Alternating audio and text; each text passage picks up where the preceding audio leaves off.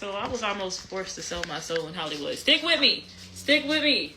So I moved to LA about a year ago, and I came across this opportunity on my Instagram, and they were like, yeah, like we help people, artists, actors, and everything get into the groove of stuff. Like, come, we can help develop you as an artist, all the good stuff, right? So I signed my happy tail stuff up, right? And I signed myself up, and I get to this building. I'm not going to disclose the name of the building because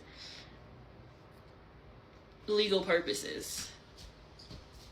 But I get to the building, and it's like this nice, like, church-looking, sanctuary-looking, mansion-looking, hotel-looking place. And I get there, and it's this old white man with a bald head, and he comes to meet me, and he's like, "Hi, welcome. You came for this event." Mind you, I'm thinking it's going to be like some type of music event. Tell me why, y'all, it's a cult. Tell me why it's a cult. Tell me why I almost joined the cult on accident. On accident, on purpose, on accident. Tell me why it's a cult. So I go there, and some of the stuff that they're teaching is kind of like, okay, I can get jiggy with it. That's okay. I don't know about that, but okay, this is kind of cool. So I'm thinking, I'm in LA. I need any opportunity, because as y'all know, I make music. I need any opportunity to get in them doors. So I keep going, and I end up getting like a mentor or whatever from there, y'all. Hey. Tell me why one day I go to this place. Can you hold on a second? Mommy's telling a story. Wait. I go into the place one day, and mind you, it's a lot of weird energy.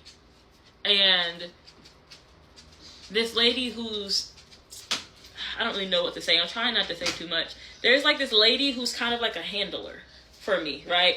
She's there, and I'm sitting down. I'm having a meeting. I'm learning how I can grow in my career and how I can further and advance. And mind you, these are celebrities. These are known people. These are people in the industry. And she's like, okay, so yeah, you've been coming for a few months. Are you ready to have the meeting now?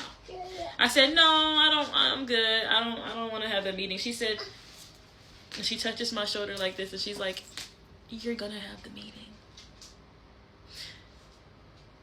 I said, blank, I really don't want. She said, you're going to have it. So they take me to this room, and they bring the president.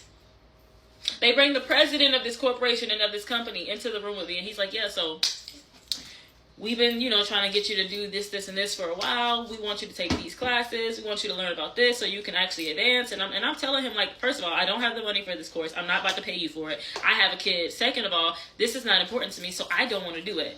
And he's like forcing and trying to convince me. And I'm like, I feel like you're trying to force me to do this, which is also why I don't want to do it, because I feel like y'all are acting like y'all care, but if you actually cared, you wouldn't force me. Like, it's starting to feel like it's an ulterior motive as to why you want me to do this. He said, I am forcing you. I said, oh, okay. I said, well, I don't have the money. He said, I'll pay.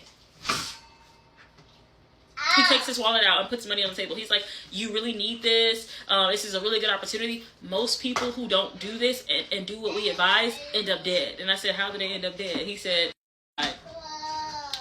overdose.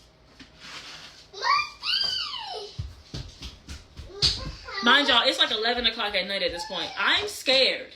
Okay? I was terrified. I felt like if I said no to this man, they were going to follow me home and find a way home, find a way to my house and follow me. And car accident, boom, y'all would never heard from me or saw from me again, right? So I say, okay, I'll sign up for a class. I signed up for a class, and I left, and I never came back. This was such a weird experience for me. And mind y'all, this was in like October of last year. They still called me. Well, I think it stopped about last month, but they still called me months and months later from different numbers. It was to the point that the boy that I was dating, they would call him and say, hey, we want Naya here to do this. Can you force her to come? Like, can you make her come? And he'd be like, no, she don't want no parts. Y'all made her uncomfortable. And they'd be like, can you just force her? No. I don't know what they wanted with me so bad. But baby, the stuff that they be telling you about the industry is real. They're weirdos. So, I mean, I'm protected. I got God on my side. Ain't no weapon formed against me gonna prosper. And I have a lot of work to do, so, I'm protected and stuff. But this music stuff ain't no joke. This industry stuff ain't no joke. Allegedly.